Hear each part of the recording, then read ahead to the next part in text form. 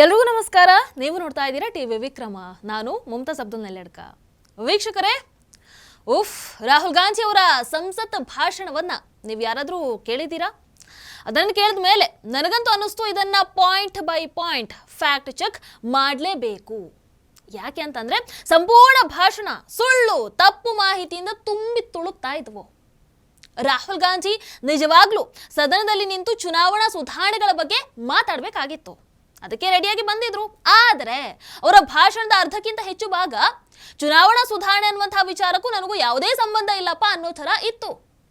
ಸಂಬಂಧ ಇಲ್ಲದೆ ಇದ್ರೆ ಹೋಗ್ಲಿ ಆಚೆ, ಆದರೆ ತಪ್ಪು ಮಾಹಿತಿ ಕೂಡ ಇತ್ತಲ್ವಾ, ಸುಮ್ಮನೆ ಕೂರೋದಕ್ಕಾಗತ್ತಾ? ಚಾನ್ಸೇ ಇಲ್ಲ.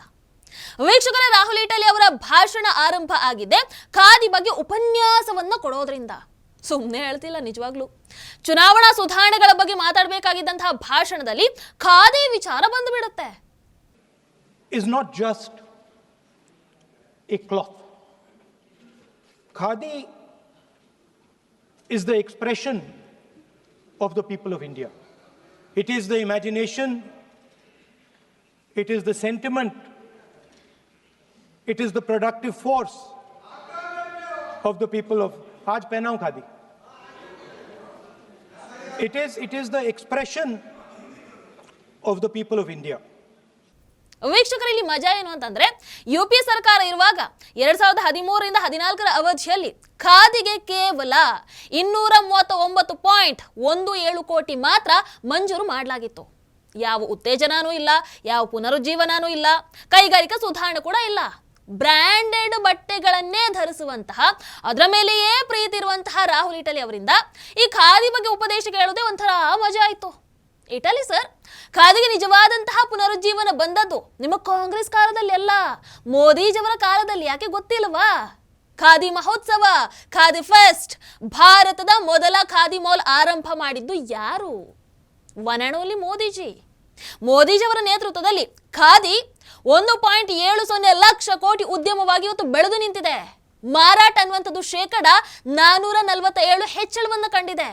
ಉತ್ಪಾದನೆ ಅನ್ನುವಂಥದ್ದು 347% ಏರಿಕೆಯನ್ನು ಕಂಡಿದೆ.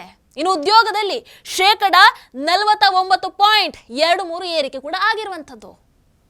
ಕಾಂಗ್ರೆಸ್ಸಿಗೆ ಎಷ್ಟು 70ರಿಂದ 75 ವರ್ಷಗಳ ಕಾಲ ಅಧಿಕಾರದಲ್ಲಿ ಇದ್ರೂ ಕೂಡ ಇವುಗಳಲ್ಲಿ ಒಂದನ್ನಾದ್ರೂ ಸಾಧಿಸೋದಕ್ಕೆ ಆಗಿತ್ತಾ? ಇಲ್ಲ. ಆದ್ರೆ ಮೋದಿಜಿ ಸಾಧಿಸಿದ್ರು. ನೀವು ಬಿಡಿ, ಸಂಬಂಧ ಇಲ್ಲದೆ ಇದ್ರೂ ಕೂಡ ಈ ಮೂಲಕ ಆದ್ರೂ ಮೋದಿಜಿಯವರ ಕೊಡುಗೆಯನ್ನು ನೆನಪಿಸಿದ್ರಲ್ವಾ, ಹಾಗಾಗಿ thank you Rahul Italy sir. ವೀಕ್ಷಕರ, ಆಮೇಲೆ ರಾಹುಲ್ ಇಟಲಿ ಅವರು ಹೇಳ್ತಾರೆ 2023ರಲ್ಲಿ ಮೋದಿಜಿ ಸರ್ಕಾರ ಚುನಾವಣಾ ಆಯುಕ್ತರನ್ನ ಪ್ರಾಸಿಕ್ಯೂಷನ್ ಇಂದ ಕಾಪಾಡೋ ಸಲುವಾಗಿ ಕಾನೂನನ್ನೇ ಬದಲಾಯಿಸ್ತಾರೆ ಅಂತ. No prime minister has done this in the history of India. In December 2023, this government changed the law. They changed the law to make sure that no election commissioner could be punished for any action they take while they are election commissioner. ಈ ಹೇಳಿಕಿದೆಯಲ್ಲ, ಇದು ಸಂಪೂರ್ಣವಾಗಿ ತಪ್ಪು, ಒಪ್ಪೋದಕ್ಕಾಗಲ್ಲ. ಚುನಾವಣಾ ಆಯೋಗದ ಅಧಿಕಾರಿಗಳನ್ನ ರಕ್ಷಣೆ ಮಾಡೋದಕ್ಕೆ ಕಾನೂನುಗಳು, ಸಂವಿಧಾನ ಬರೆಯಲಾದಂತಹ ಆ ಕಾಲದಿಂದನೇ ಇದೆ. ಇದನ್ನ ಸಂವಿಧಾನದ ಆರ್ಟಿಕಲ್ 324, ಅದೇ ರೀತಿ representation of the people act ಅಡಿಯಲ್ಲಿ ಬಹಳ ಸ್ಪಷ್ಟವಾಗಿ ನಮೂದಿಸಲಾಗಿದೆ. ಹಾಗಾಗಿ ರಾಹುಲ್ ಇಟಲಿ ಅವರ ಮಾತು ಸುಳ್ಳು ಅಂತ ಆಯ್ತಲ್ವಾ?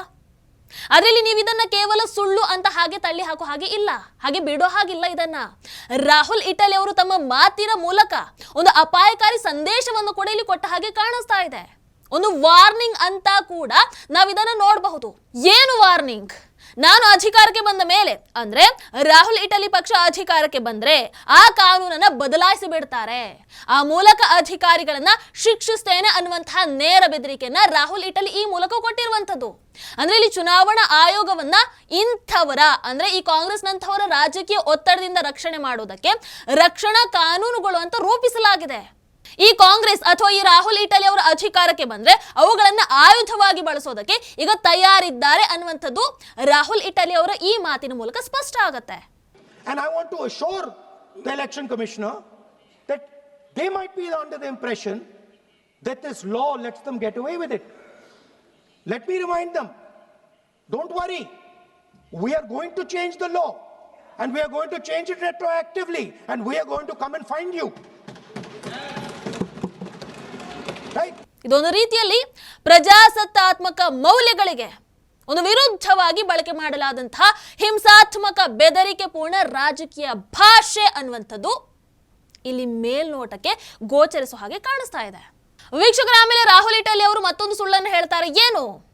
ಹಿಂದೆಲ್ಲ ಚುನಾವಣಾ ಆಯುಕ್ತರನ್ನ ಮುಖ್ಯ ನ್ಯಾಯಮೂರ್ತಿ ಅದೇ ರೀತಿ ಪ್ರತಿಪಕ್ಷ ನಾಯಕರನ್ನು ಒಳಗೊಂಡಂತಹ ಒಂದು ಸಮಿತಿ ಆಯ್ಕೆ ಮಾಡ್ತಾ ಇತ್ತು. That the CJI was removed from the selection panel of the election commissioner.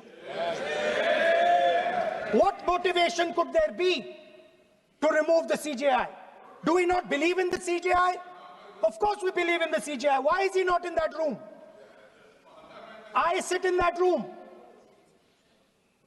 It is so-called a democratic decision. On one side, Prime Minister Narendra Modi and Mr. Amit Shah. On the other side, the leader of the opposition. I have no voice in that room. What they decide is what happens. So the first question, why is the Prime Minister and Amit Shah so keen on choosing exactly who the election commissioner is going to be? Second question, and even more devastating question. ಈ Rahul Italy ಅವರು ಹೇಳಿದ ಹಾಗೆ ಆಯ್ಕೆ ಆದಂತಹ ಒಬ್ಬ ಚುನಾವಣಾ ಆಯುಕ್ತರ ಹೆಸರನ್ನ ಅವ್ರ ಜೊತೆ ಕೇಳಿ ನೋಡೋಣ. ನೀವು ಕೇಳಿದ್ರು ಅವರಿಂದ ಹೇಳೋದಕ್ಕೆ ಸಾಧ್ಯನೇ ಇಲ್ಲ. ಯಾಕೆ ಅಂತಂದ್ರೆ ಕಾಂಗ್ರೆಸ್ ರಾಹುಲ್ ಇಟಲಿ ಅವರು ಹೇಳ್ತಾ ಇರುವಂತಹ ಈ ವ್ಯವಸ್ಥೆಯನ್ನ ಯಾವತ್ತೂ ಕೂಡ ಅನುಸರಿಸೇ ಇಲ್ಲ. ಕಾಂಗ್ರೆಸ್ ದಾಖಲೆ ನೋಡಿದ್ರೇನೆ ನಿಮಗೆ ಅರ್ಥ ಆಗಿ ಬಿಡುತ್ತೆ. ನವೀನ್ ಚಾವ್ಲಾ ಅವರ ಮೇಲೆ ಆರೋಪಗಳಿದ್ರೂ ಕೂಡ ಸೋನಿಯಾ ಇಟಲಿ ಅವರ ನೇಮಕಾತಿಯನ್ನ ಒತ್ತಾಯ ಮಾಡಿದ್ರವತ್ತು. 2014ರ ಚುನಾವಣೆಗೂ ಮೊದಲು ಅಡ್ವಾಣಿ ಅವರು ಕೊಲಾಜಿಯಂ ವ್ಯವಸ್ಥೆಯನ್ನ ಸೂಚಿಸ್ತಾರೆ. ಆದರೆ ಕಾಂಗ್ರೆಸ್ ಅದನ್ನ ನೇರವಾಗಿ ತಿರಸ್ಕರಿಸಿ ಫೈಲ್ ಅನ್ನ ರಪ್ರಪ ಅಂತ ಮುಗಿಸಿ ವಿಎಸ್ ಸಂಪತ್ ಅವರನ್ನ ಏಕಪಕ್ಷೀಯವಾಗಿ ನೇಮಕ ಮಾಡಿತ್ತವತ್ತು. ಕಾಂಗ್ರೆಸ್ಸಿಗೆ ಈ ಆಲೋಚನೆ ಸಮಾಲೋಚನೆ ಅಯ್ಯೋ ಇದರ ಮೇಲೆ ನಂಬಿಕೆನೇ ಇರಲಿಲ್ಲಪ್ಪ. ಅವರಿಗಿದ್ದಂಥದ್ದು ಏನು?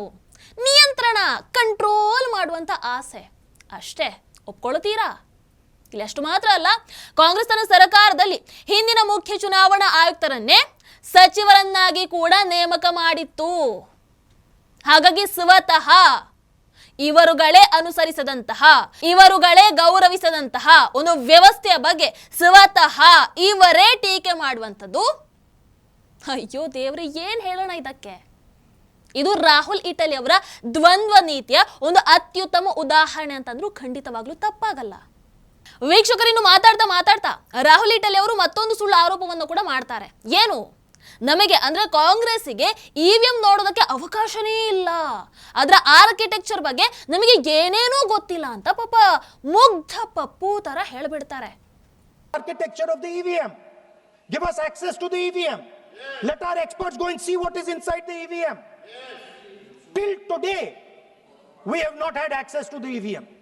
We are not shown the architecture of the EVM. We're not physically allowed to go and see an EVM. Give us the architecture. Give us access to the EVM. And finally, please change the law that allows the election commissioner to get away with whatever he wants to do. That's all the electoral reforms you need.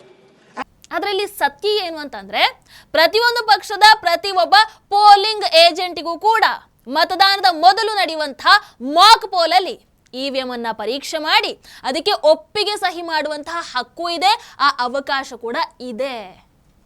ಹಾಗಾಗಿ ಇಷ್ಟೆಲ್ಲ ನಡೆದ ಮೇಲೂ ಪಾಪ ಇವರ ಕಾಂಗ್ರೆಸ್ಸಿಗೆ Rahul Italy ಅವರು ಹೇಳೋ ಹಾಗೆ ಏನೂ ಗೊತ್ತಿಲ್ಲ ಅಂತ ಅಂದ್ರೆ ಅದಕ್ಕೆ ಕಾರಣ ಚುನಾವಣಾ ಆಯೋಗ ಆಗೋದಕ್ಕೆ ಸಾಧ್ಯನೇ ಇಲ್ಲ. ಸಮಸ್ಯೆ ಏನಾದರೂ ಇದ್ರೆ ಅದು ನಿಮಗಳದೇ ಆಗಿರುತ್ತೆ, ನೀವುಗಳೇ ಪರಿಹಾರವನ್ನು ಕಂಡುಕೊಂಡ್ರೆ ಬಹಳ ಒಳ್ಳೆಯದು. ಯಾಕಂತಂದ್ರೆ ಇವಿಎಂಗಳನ್ನ ಮೊಟ್ಟ ಮೊದಲಿಗೆ ಬಳಕೆ ಮಾಡೋದಕ್ಕೆ ಆರಂಭ ಮಾಡಿದ್ ಯಾವಾಗ? 1982ರಲ್ಲಿ. ಕಾಂಗ್ರೆಸ್ ದಶಕಗಳ ಕಾಲ ಅದೇ ಇವಿಎಂ ಜೊತೆಗೆ ಚುನಾವಣೆಗಳನ್ನು ಕೂಡ ಎದುರಿಸಿತ್ತು. ಹಾಗಿದ್ದ ಮೇಲೆ ಎಷ್ಟು 42 ವರ್ಷಗಳ ನಂತರ ಕೂಡ ಇನ್ನೂ ಆರ್ಕಿಟೆಕ್ಚರ್ ಗೊತ್ತಿಲ್ಲ ಅಂತ ಅಂದ್ರೆ 1982ರಿಂದ 2024ರವರೆಗೆ ಏನು ಮಾಡ್ತಾ ಇದ್ರಿ ಹೇಳಿ ಅಲ್ಲ. ನನಗನ್ಸುತ್ತೆ ರಾಹುಲ್ ಇಟಲಿ ಅವರು ಈ ರೀತಿಯಾದಂಥ ಏನೇನೋ ಸುಳ್ಳುಗಳನ್ನು ಹೇಳಿ ಇರುವಂತಹ ಅಲ್ಪ ಸ್ವಲ್ಪ ಮರ್ಯಾದೆಯನ್ನು ಕೂಡ ಕಳ್ಕೊಳ್ಳೋ ಬದಲು ಮುಂದಿನ ಫಾರಿನ್ ಟ್ರಿಪ್ ಎಲ್ಲಿಗೆ ಹೋಗಬಹುದು ಅಂತ ಯೋಚನೆ ಮಾಡಿದರೆ ಬಹಳ ಚೆನ್ನಾಗಿರುತ್ತೆ. ನಿಮಗೂ ನೆಮ್ಮದಿ, ಇಲ್ಲಿ ನಿಮ್ಮ ಸುಳ್ಳು ಕೇಳಿ ತಲೆ ಕೆಡಿಸ್ಕೊಳ್ಳುವಂತಹ ನಮಗೂ ನೆಮ್ಮದಿ. ಏನಂತೀರಾ? ಟಿವಿ ವಿಕ್ರಮ, ದೇಶ ನಿಮ್ಮ ಕೈಯಲ್ಲಿ. ಈ ಕಾರ್ಯಕ್ರಮ ನಿಮಗೆ ಇಷ್ಟ ಆಗಿದ್ದಲ್ಲಿ ಲೈಕ್, ಶೇರ್ ಹಾಗೂ ಕಮೆಂಟ್ ಮಾಡಿ. ಟಿವಿ ವಿಕ್ರಮದ ಕಾರ್ಯಕ್ರಮಗಳನ್ನು ನಿರಂತರವಾಗಿ ವೀಕ್ಷಿಸಲು ಸಬ್ಸ್ಕ್ರೈಬ್ ಮಾಡಿ, ಬೆಲ್ ಐಕನ್ ಒತ್ತಿ.